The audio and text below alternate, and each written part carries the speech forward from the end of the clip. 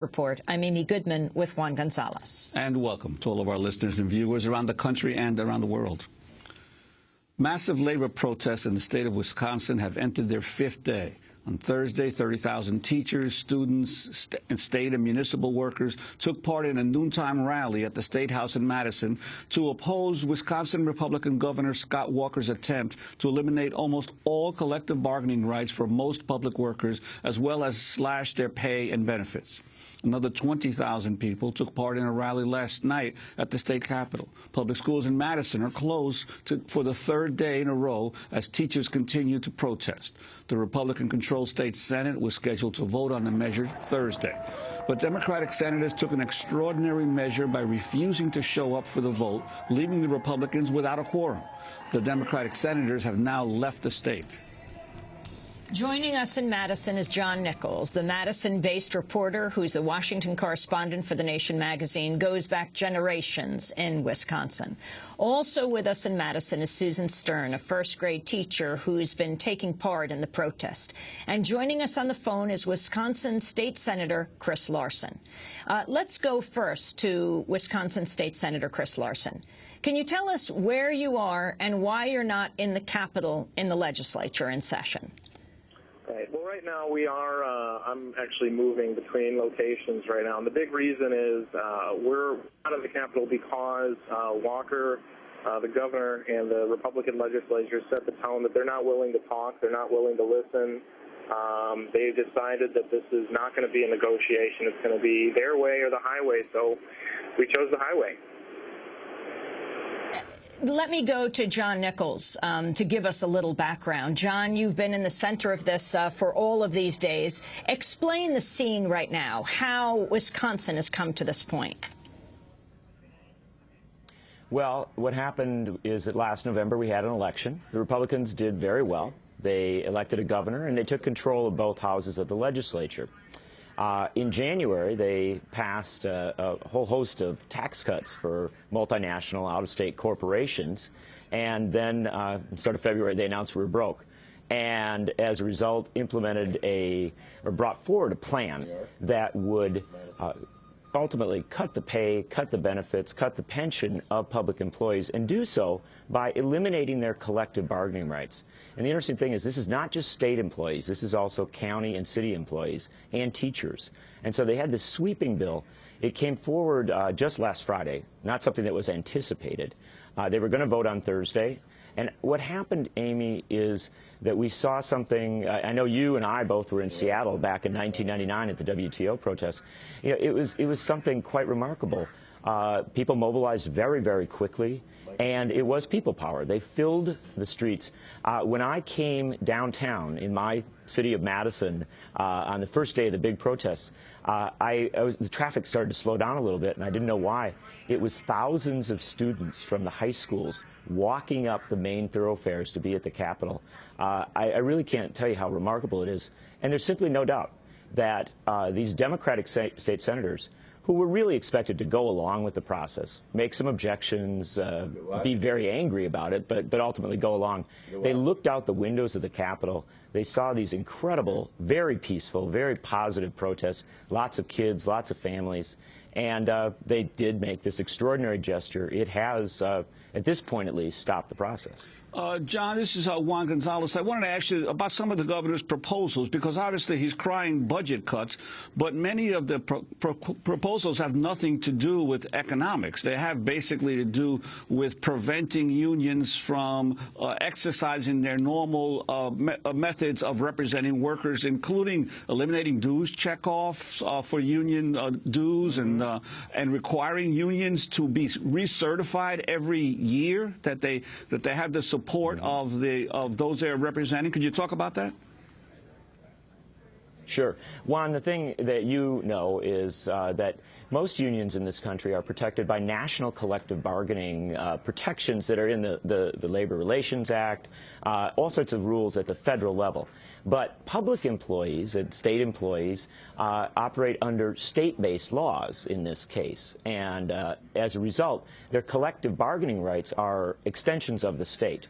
In Wisconsin, where I live, the Collective Bargaining Act was put into place in 1959 by Gaylord Nelson, who was governor at the time in a Democratic legislature.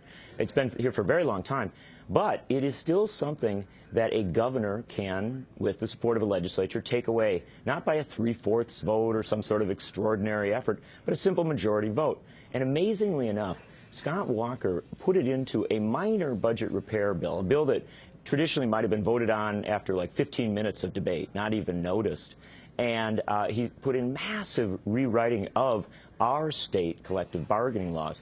And the key thing to understand here is that if this goes through, our unions in Wisconsin, and this is the state where AFSCME was founded, the American Federation of State, County, and Municipal Employees, been around for a very long time, but our unions in Wisconsin will be dramatically disempowered, and that's what they want. The unions in Wisconsin are very, very strong political players. We don't have strong political parties in Wisconsin. It's our independent tradition. But the unions have been a part of it, often endorsing Republicans and Democrats, but stepping into the debate on behalf of a public sector, on behalf of the commons, and also on behalf of public education. And I cannot emphasize the extent to which this is a fight by Republican power brokers to weaken those institutions that defend our very strong public education system in Wisconsin. I want to get the state senator to respond to President Obama, who weighed in on Thursday by describing the proposed Wisconsin legislation as a, quote, assault on unions. Some of what I've heard coming out of Wisconsin, where you're just making it harder for public employees to collectively bargain generally, seems like more of an assault on unions. And I think it's very important for us to understand that public employees, they're our neighbors. They're our friends. These are folks who are teachers, and they're firefighters, and they're social workers, and they're police officers. You know, they make a lot of sacrifices and make a big contribution. And I think it's important not to vilify them or to suggest that somehow all these budget problems are due to public employees. Then there's Republican Congressman Paul Ryan of Wisconsin, who appeared on MSNBC Thursday defending Governor Walker's anti-union push, comparing the protest in Madison to the uprising in Egypt.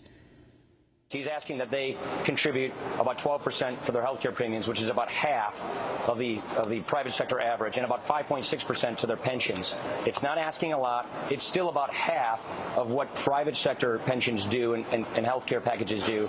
So he's basically saying, I want you public workers to pay half of what our private sector counterparts are, and he's getting, right. It's like Cairo has moved to Madison these days. It's just, all of this demonstration. It's fine. People should be able to express their way, but we've got to get this deficit and debt under control in Madison if we want to have a good business climate and job creation in Wisconsin. That was Congressman Paul Ryan. State Senator Chris Larson, your response to both and what your plans are now, when you plan to come back to Wisconsin. Right. I think it's great that the president is speaking out on this situation. One of the things that we're dealing with here in Wisconsin is something that's going to be dealt with across the country, and it's going to be a matter of whether governors and legislatures decide to tackle things in a measured response, or try and use it as an attack on their political enemies and say this is the excuse I'm going to use to try and take out anybody who might object to me in the future. So I think it's great that the president's standing with us. We've heard from the Archbishop in Milwaukee, as well as members of the Green Bay Packers. And when you've got the president, the Archbishop, and the Packers against you, I think you might want to reconsider your position. And we hope that Governor Walker and the Republicans are doing that. And we're still in Wisconsin, or we're still outside of Wisconsin, rather, because we haven't heard from them. They're calling what we're doing a stunt. They're still not listening to the thousands of people that are stepping outside of the Capitol and inside the Capitol trying to be heard. People who spoke for over 2 days straight at a public hearing.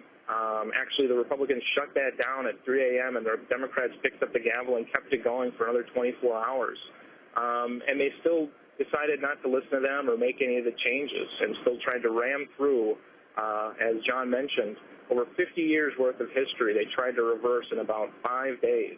And I think what Congressman Ryan was referring to, trying to change the pensions and pay, I listened for hours to the public hearing, and I did not find one public employee who is not willing to sacrifice in this, to give up some pay, to give up something. But what they don't want is to be dictated to. What they don't want is their seat pulled out from under them at the table and saying, sorry, you're going to have to sacrifice. And this, after they spent the last month and a half carving out tax breaks and giveaways for the richest people that actually created this mess that they're purporting to fix now. That's just not fair, and that's not the Democratic way. I'd like to bring into the discussion Susan Stern, a first-grade teacher in Madison, Wisconsin. Your reaction to what these proposals would mean to you and your ability to do your job, and also the decision of your union to conduct a strike now for three days now. You know, I am so proud of the teachers and the workers in Wisconsin.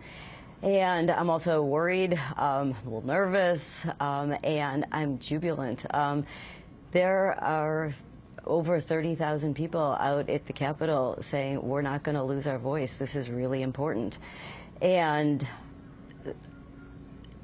I really want to thank the senators for walking out. Sometimes it's necessary to walk out to be heard, and that's allowing us to stand up and be heard. And that's what we're doing. I wanted to ask John Nichols, people voted for the Republican governor. He was elected, Scott Walker. He won.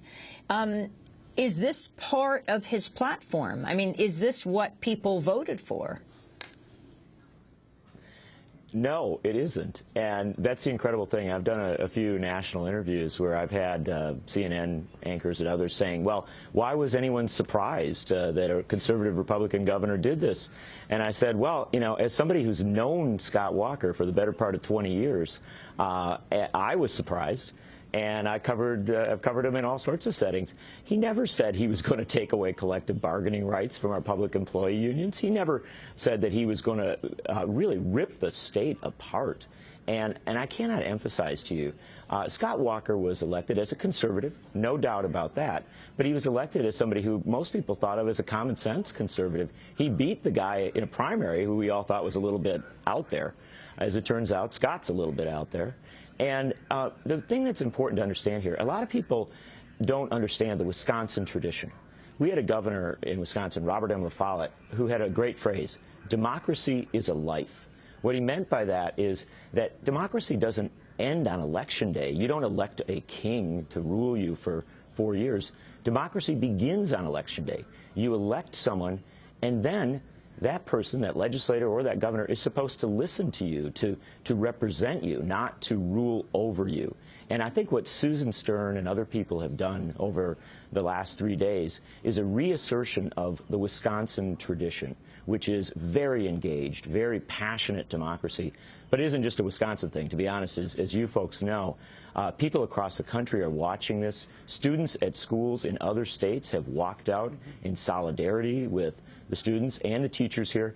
On a radio show this morning that was taking calls from around the country, a guy from South Carolina called in and said, "We are all cheeseheads now."